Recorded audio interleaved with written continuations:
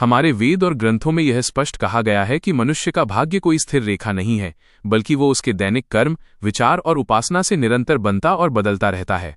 शास्त्रों में वर्णन मिलता है कि जब व्यक्ति सही कर्म करता है तो उसका सोया हुआ भाग्य जागृत होने लगता है, और जब वही व्यक्ति अज्ञानवश गलत कर्मों में लिप्त हो जाता है तो पुण्य क्षीण होकर पाप बढ़ने लगते हैं।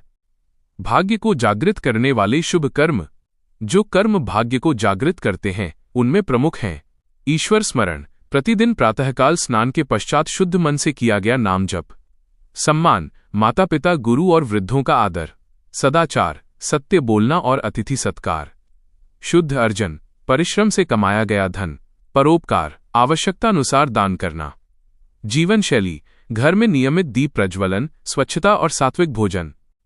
दुर्भाग्य और पाप बढ़ाने वाले कर्म।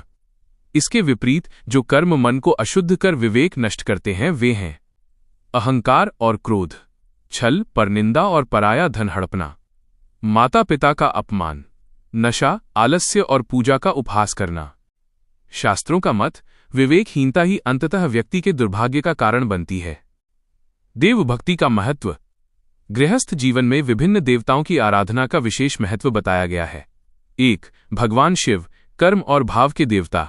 सरल जलाभिषेक, बेलपत्र और ओम नमः शिवाय का जप अत्यंत पुण्यदायक है।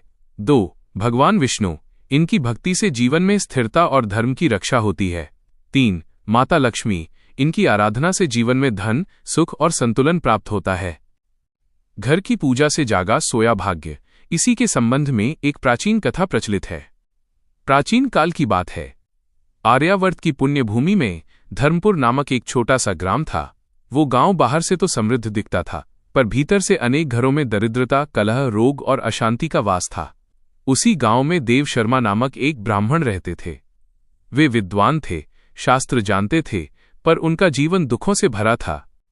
देव शर्मा के घर में न धन टिकता था, न स्वास्थ्य, न ही संतोष। पुत्र आज्ञाकारी नहीं, पत्नी रोगग्रस्त, खेती नष्ट होती रहती और जो भी कार्य आरंभ करते अधूरा रह जाता। लोग कहते इनकी कुंडली ही खराब है, भाग्य में ही अभाव लिखा है। पर देव शर्मा का मन ये मानने को तैयार नहीं था। वे सोचते यदि भाग्य ही सब कुछ है तो शास्त्रों में कर्म और उपासना का इतना वर्णन क्यों। एक अमावस्या की रात दुखों से व्याकुल होकर देव शर्मा ने शिव का नाम लिया और सो गए। उसी रात उन्हें स्वप्न हुआ। उन्होंने देखा कि एक वृद्ध सन्यासी उनके द्वार आए हैं। तेजस्वी मुख, शांत नेत्र और स्वर में अद्भुत गंभीरता। सन्यासी ने कहा, वत्स, तुम्हारा भाग्य सोया नहीं है, तुम्हारी पूजा सोई हुई है। देव शर्मा चौंक पड़े। महाराज, मैं तो प्रतिदिन दीप जलाता हूं, मंत्र भी पढ़ता हूं। सन्यासी बोले, दीप हाथ से जलता है पर पूजा भाव से होती है, मंत्र मुख से निकलता है पर फल मन की शुद्धि से मिलता है। इतना कहकर वे अंतर्धान हो गए। संत का आगमन और रहस्य।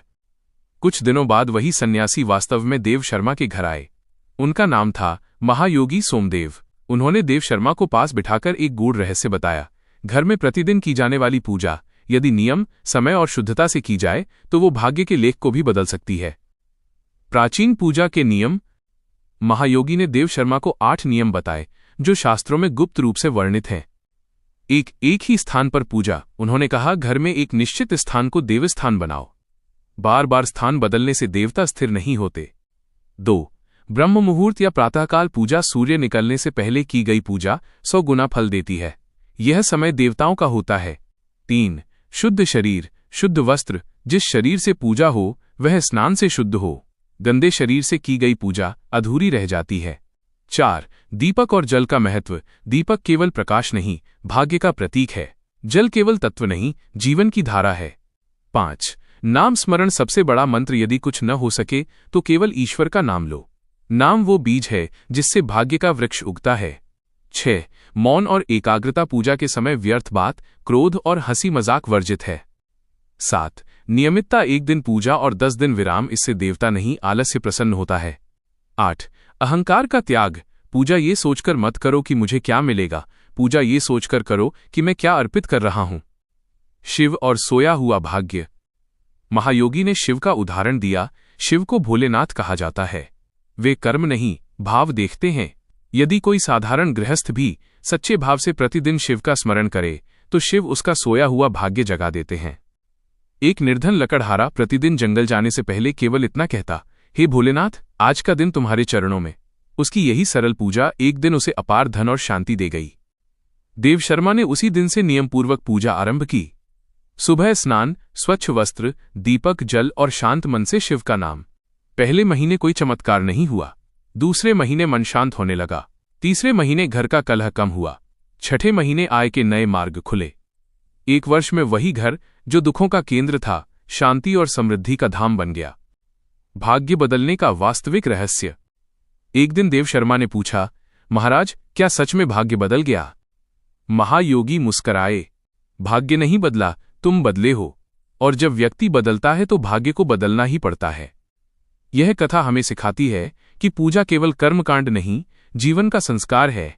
नियमित और नियमबद्ध पूजा मन को शुद्ध करती है। शुद्ध मन ही श्रेष्ठ कर्म कराता है। श्रेष्ठ कर्म ही भाग्य का निर्माण करता है। जो व्यक्ति प्रतिदिन घर में श्रद्धा, नियम और भाव से पूजा करता है, उसका दुर्भाग्य धीरे धीरे विदा लेता है और शिव की कृपा से सोया हुआ भाग्य जाग उठता है।